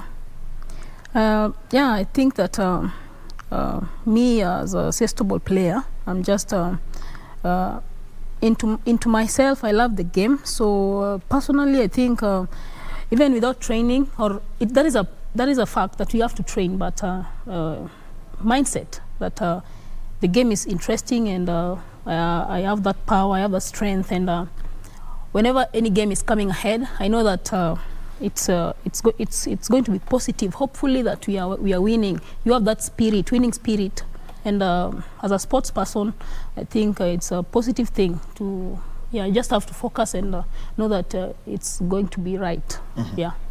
Okay, now, Lawrence, let me come to you now and tell us about the participating teams who will be at this Argentina Sestoball Cup at the University of Nairobi grounds. Okay, we have like 13 teams of different categories. Yeah, first we have Nairobi Eagles, we have Mathare, we have Chum Mombasa, we have Pwani Mombasa, we have Homa Bay Prison, we also have Kenya University, Kenyatta University, KU. Yeah, who are going to participate. Those are in senior categories. In junior categories, we have Utawala, and also we have Nairobi, who are going to come for the junior categories. So in total, we have 7. Also in Nyeri, we have a team for men. So in total, we have men teams 7, girls, ladies senior 4, and 3 for juniors. Yeah. Okay, and let me just come to this, Lawrence. Let me come to you on this. This was a sport initially meant, played by girls, and now men have picked it up. And you could also weigh in on this. How has that development helped? I think when we started here in Kenya, actually, it had been already introduced to men, whereby in Argentina, men were playing it. So initially, everyone, in Kenya we started when everyone was playing it. So whenever we make a team or club or whatever, we find of a kind of introduction, we do it to both men and women, girls and boys. Yes. Okay, our competition format, because you've got all of those teams. Yeah, competition, they will be doing it category setup, and the technical team is working on the pooling, which I think this afternoon I'll have the report on the pooling, because we had already shared the team list, and the technical is working on team.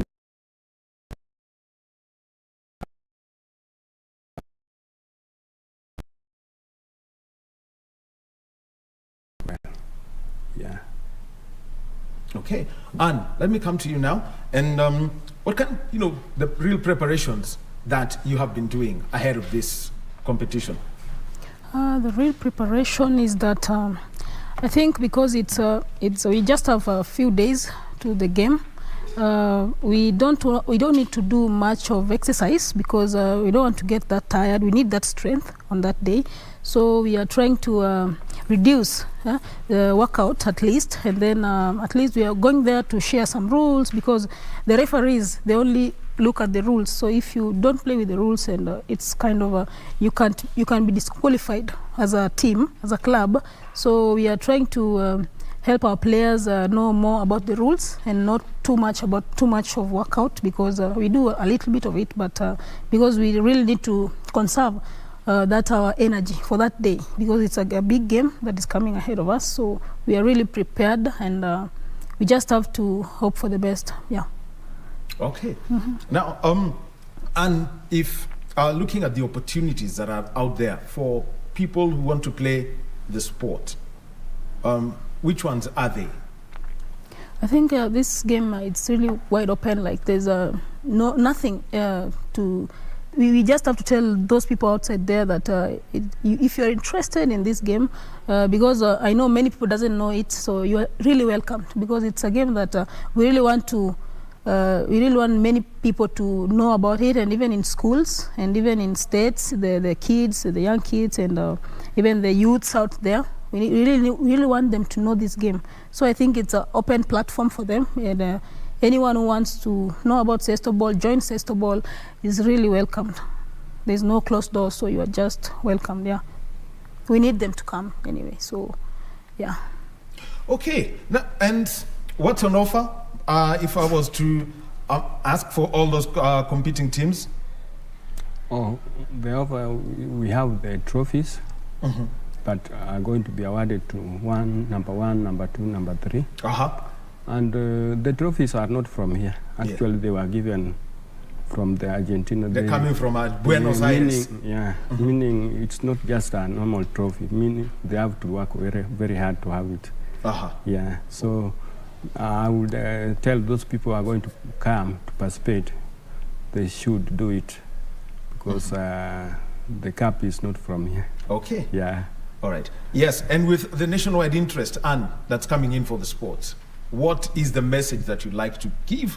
I mean, and to help with the outreach for Sestoball, and such that it is not misunderstood to be another form of netball. Okay, so I will tell them that Sestoball is not netball. It's not like netball, but it's you can confuse if you watch it. If you watch us playing, you will know that it's netball, but it's not. It's really different. So the courts are different, the ball is different, as you can see. So that the netball is big, but this one is very small. Yeah, so it's really different, and I would like to tell you that you need to try playing that game, or join any group in your schools, and know about Sestoball. We are here to help. I can go to schools. We sometimes go to school and tell the universities, the primary schools, how to play Sestoball, and that we are spreading it. So yeah, we just welcome anyone who is interested in Sestoball. Okay. Yes. Thank you very much. And Tingish is a player of Sestoball. Lawrence, for those who want to attend your event at the University of Nairobi, the welcome message for them.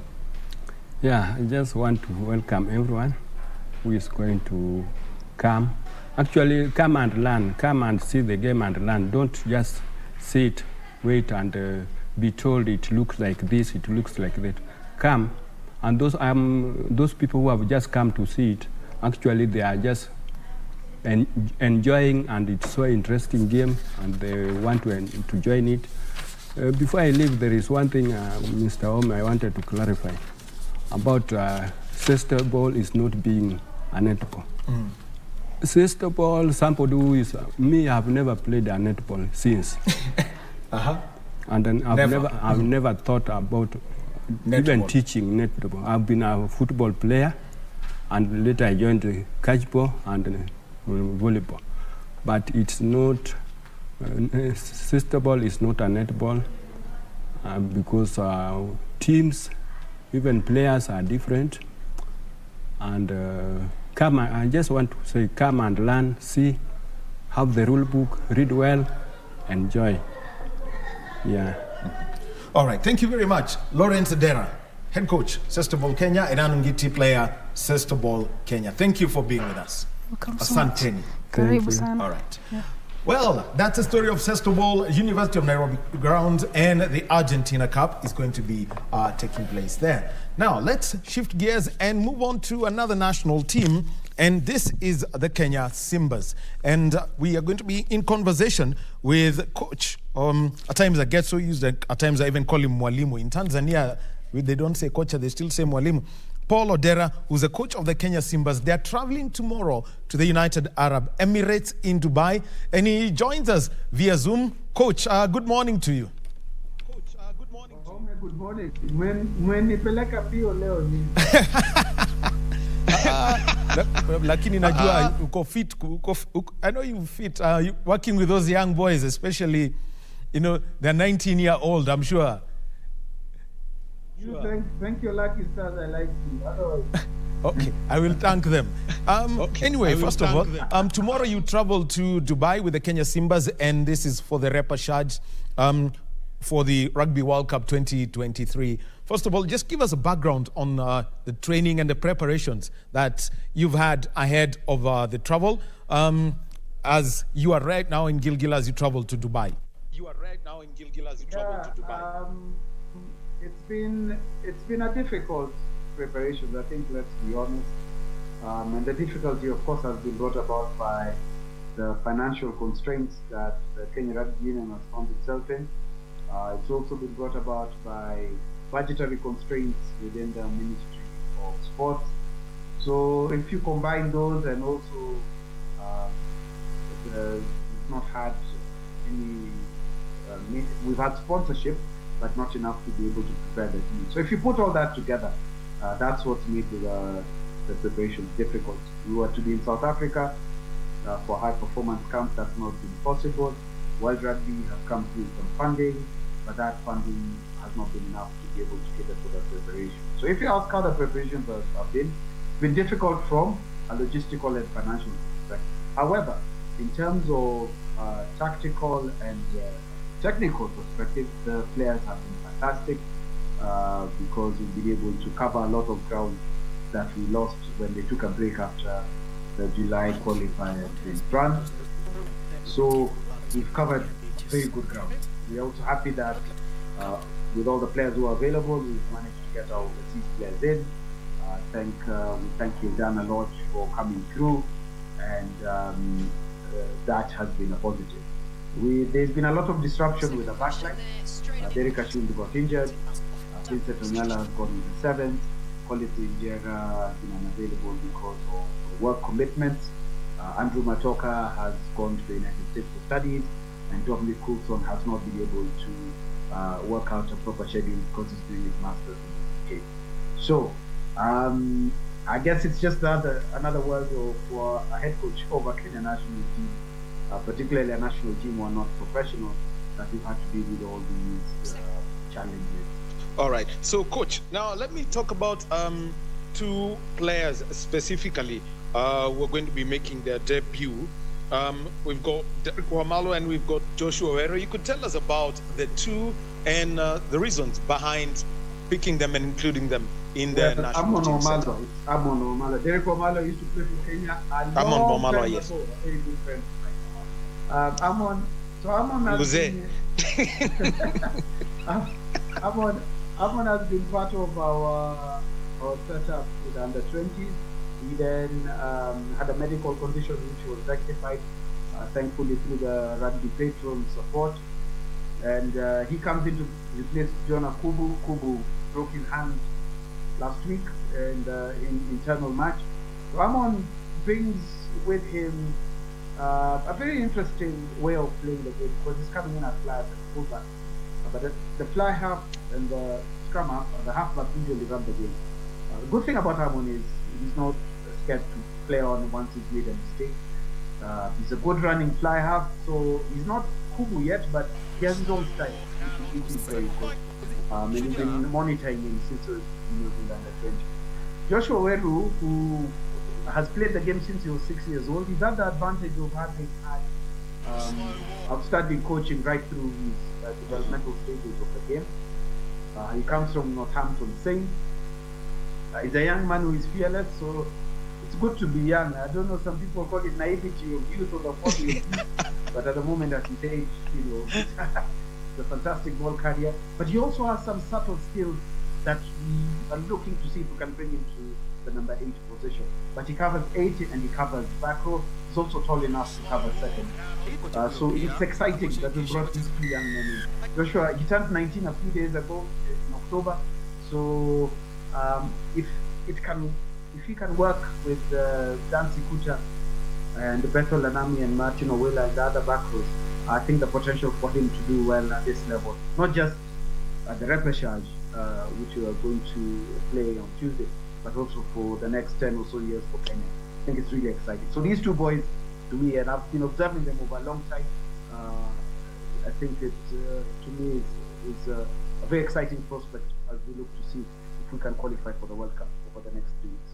Okay. And now, when you talk about you talk about your forwards, and I'd like to make a reference to the Rugby Africa Gold Cup played against Uganda, and people could see the difference between Simbas and the Rugby Cranes, but it's at the semi-finals that the forwards were really tested.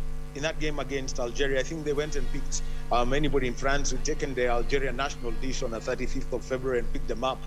But what were the lessons picked up in that semi-final? Because everyone could tell that they really, pushed our forwards hard. I think lessons are twofold. One lesson, of course, is around the set piece. Those Algerians were massive. Some of their scrummaging was not legal, which we pointed out to the match officials after, and I think they accepted that they missed a few areas. So it was to play against a team who were very heavy, but they were also really smart rugby players, the Algerians. So some of the things they were doing were very difficult. Okay, Coach. So those are lessons. Coach, kindly. That thought, I'll be coming back to you in a short while. Well, we just do something about your sound. And in the meantime, let's get Qatar 2022 Group B profile as we get back to Coach Paul Odera as we fix his sound on our end in a short while.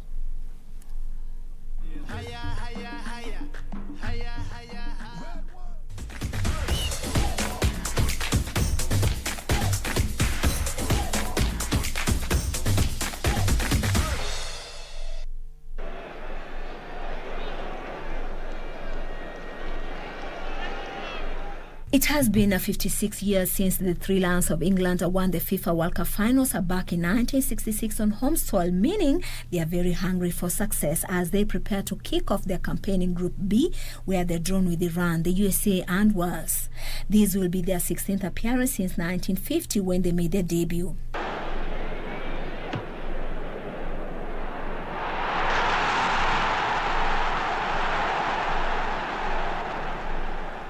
The closest they have come again is 2018, where they finished fourth after group stage exit in 2014, just as they did in their debut. Jesse Lingard. Now Dele Alli has had his ankle tapped in position A1 for England.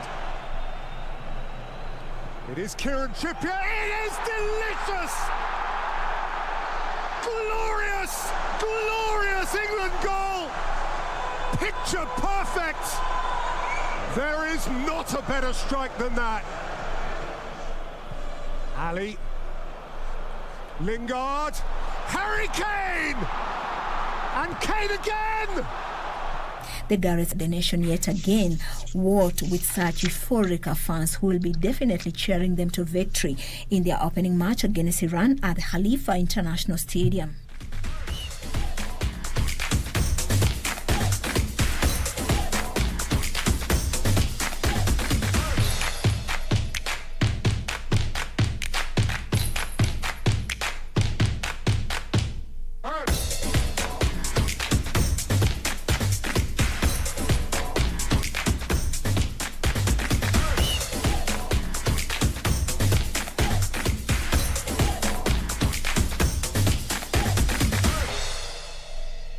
Talking about the Iran national football team, well, the Cheetahs have never progressed past the group stage in their FIFA World Cup appearances since 1978, but they are proud to be representing the Asian Confederation for the 6th time. They boast of 3 Asian Cup, 4 West Asia Football Federation Championship title, as well as the AFC or FC Challenge Cup.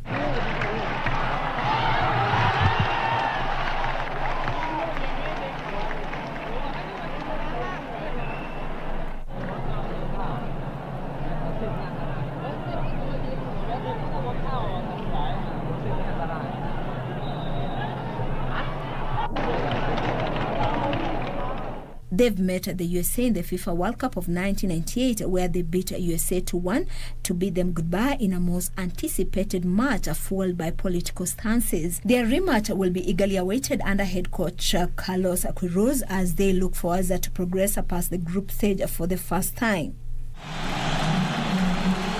Madovic here in the clear. He's got support in the centre. He doesn't need it. It's surely Iran's victory now, with 6 minutes to go. Team Meli, as they are also known as, promised in 2018 in Russia and are ready to step up the campaign and give their opponents sleepless nights as one of the 6 Asian representatives in the 2022 FIFA World Cup finals in Qatar. Scored in open play in this tournament. He's given it, and Iran jumped for joy, but is it too soon?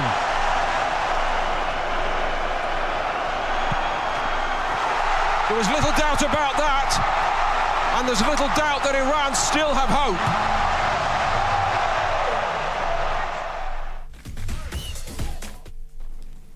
All right, so that is Group B and of the FIFA World Cup. Remember, KBC will be broadcasting this tournament from the 20th of November. And as you can see, actually right here, it's 20 days only to the start of this tournament. Qatar versus Ecuador on the 20th of November. We get back to our conversation with Coach Paul Odera. We apologize for that slight technical hitch, but we're back. And Coach Paul Odera is joining us via Zoom from Gilgil, where the Simbas have set up camp before they travel to Dubai tomorrow. And Coach, we were talking about the kind of from the Algerian side and the forwards play that we saw and how, it got you and forwards coach Mike Ong thinking about adjusting that, knowing that you're headed to, as you progressed through to the final against Namibia. Yes, as I was saying earlier, the tactical and technical bits, we took a lot of vessels from that Algeria game. It was excellent for us because I don't think we've ever scrambled against such a massive team, and also, quite technically aware team. But from a mental perspective, I think that's where we had the biggest gains for our forward, because they were able to play against people who were, elbow here, there was a punch here or there that went unnoticed. But also, there was a lot of talk coming at them. So they were also playing against the Algerian fans. So I think the biggest gain for us was that our forward became mentally stronger after that Algeria game. Well, some of the things that you've decided, to work on to improve as you head to Dubai when it comes to the technical aspects of it, because I can at least say we've seen a lot of improvement, especially when it comes to the line out. What about things like mauls or where there's a breakdown in play? Yeah, 1 second. Sorry about that. Yes. So I think our lineouts and scrums have been two areas that we've really made a lot of progress in. One area that we looked at in the final that we played against Namibia was perhaps our exits and how we get out. So I think we have looked at maybe trying to work out a few options, or maybe trying to achieve the same result, but maybe going about it differently. I don't want to let on too much about it in public now, but if the players are able to execute what we've been working at in training, I think it will give us just a bit of a slight edge in terms of being able to exit. But the biggest progress has been in our set pieces. Defensively, we've also looked at being able to manage how to negate some of the teams who are going to play. But it's going to be very, very tough for us. But I think we do have the personnel and the right mental attitude to be able to qualify for the World Okay, first game that you will be playing is going to be against the United States on the 6th of November. That is Sunday.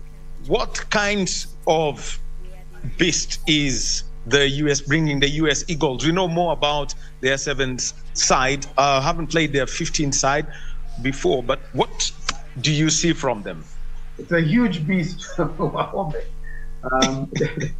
are very big, very strong, powerful in the forward. The Major League Rugby circuit in the US is very competitive. They've been in South Africa preparing. They've got players from around the world. I think they have Argentinians playing. They have some Polynesian players there as well. So when we looked at the challenge in front of us, it's huge. We tried to work out the best way to be able to negate some of their strength.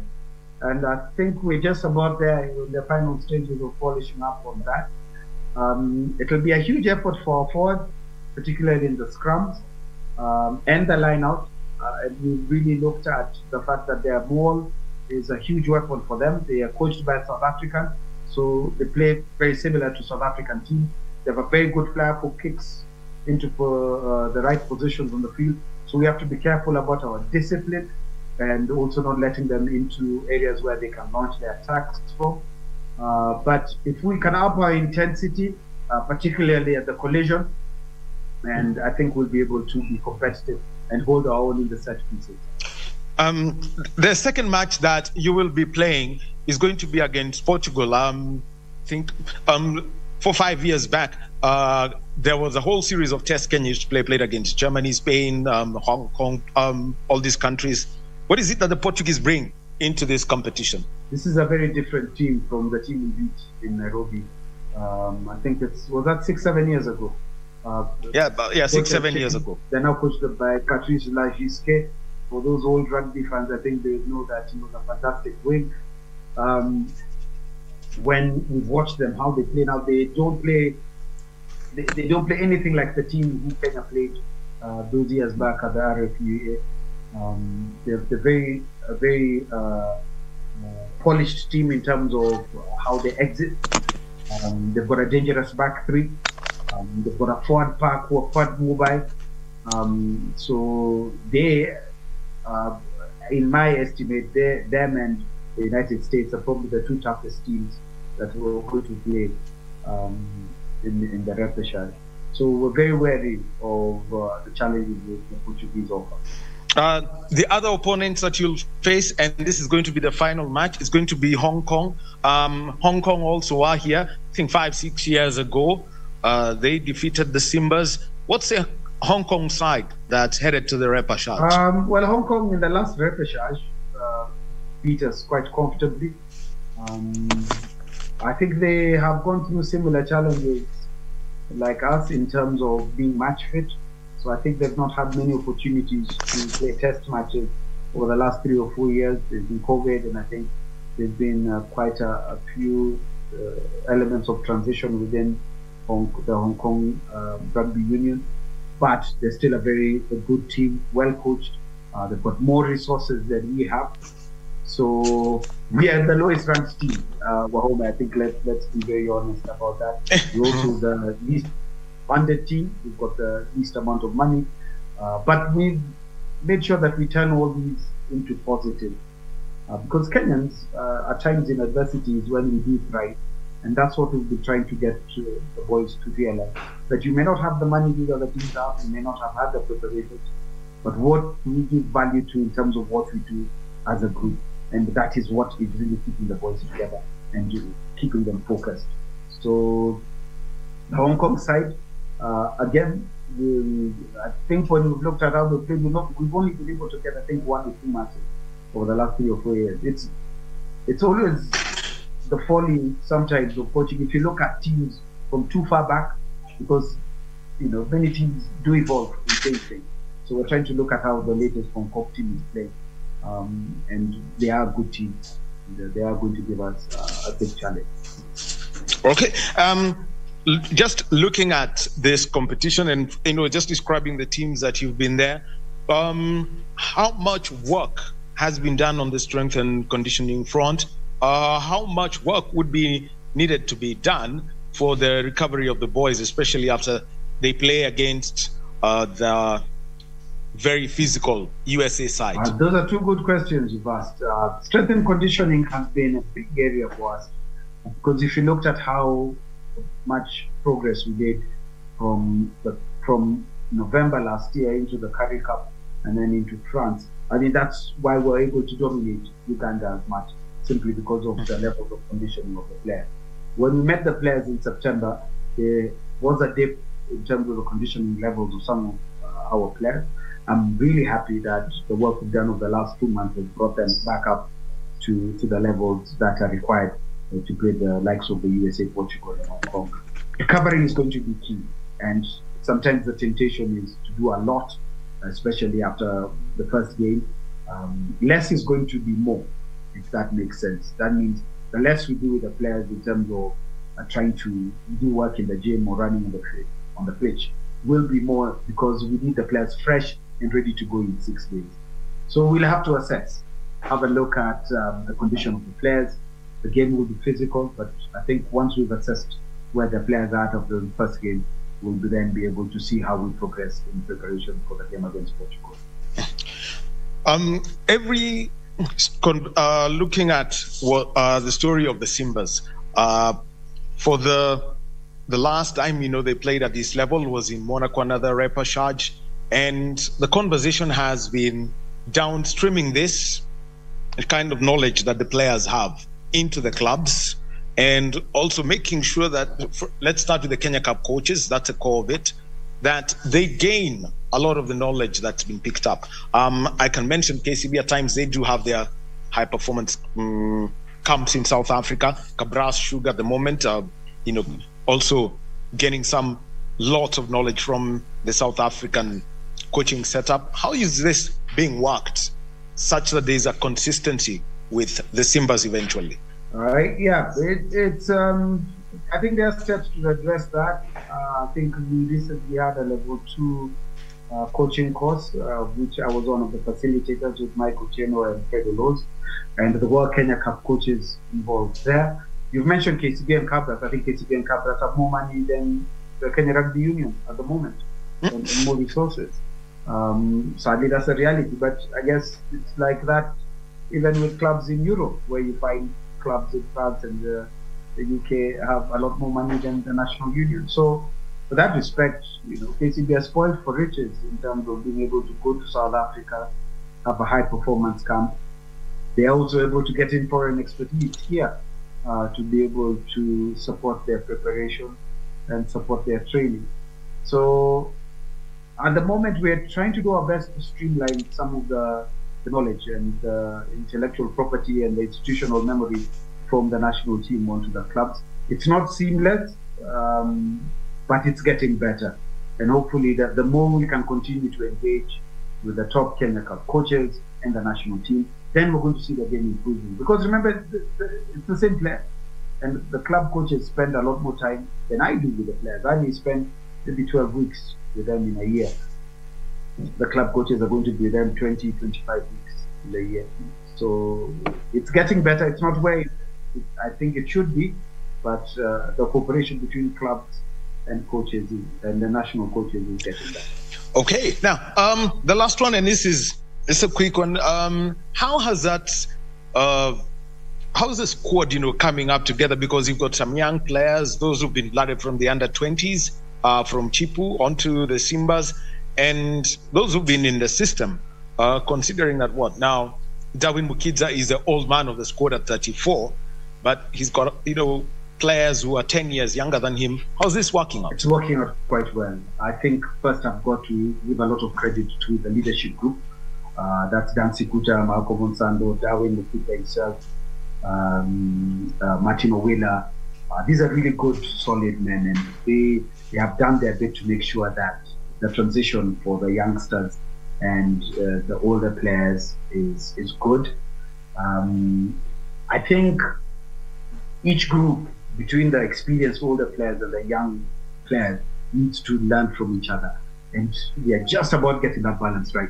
We've been very fortunate to get our mental skills coach from Argentina, Alejandro Neto, who's worked with New Zealand and worked with Chile in their attempts to qualify for the World Cup. No, in fact, they did qualify for the World Cup by beating the USA. So he's bringing a lot of the work that he did in Chile to us. So between the mental skills coach, the older players and the younger players, having a mutual respect for each other. Youngsters can bring a lot of energy and excitement, but they also need to learn from the wise ones. I think we're just about getting that balance right. And I think it's really going to be a point of difference for us when you take the field against the USA on Sunday. All right, thank you very much, Coach Paul Odera, and all the best. And Johnny Masses as you head to Dubai Sunday. We will be watching and cheering as usual. And all the best to the Simbas against the USA, Portugal, and Hong Kong in the Thank you very revanche. much, Wahome, and just let me know when you'd like us to chat. Thank you very much. Well, that's been today's episode of Sports Check. We've had a conversation on handball, Sestoball, and rugby. And remember, it is a Monday. We're looking out for another Cabinet Secretary handover ceremony. Eugene Wamalwa handing over to Cabinet Secretary for Defense, Aden Duale, and this is at the Department of Defense headquarters. Senator Mutahi Kagwe handing over the health docket to Dr. Susan Nakhumicha, who was appointed and sworn in as Cabinet Secretary for Health. And also, Peter Munya, Betty Minor handing over to CS Simon Chelugui, that's cooperatives and SMEs, while CS Chelugui will be handing over the Labor and Social Services docket over to Cabinet Secretary Florence Bore. So look out for that. Our sign language interpreter has been Anwangeshi, and to the team that put this together, thank you very much. And most importantly, you, the viewer, Asante Sana. Remember, it's 20 days to 2022. As I sign off,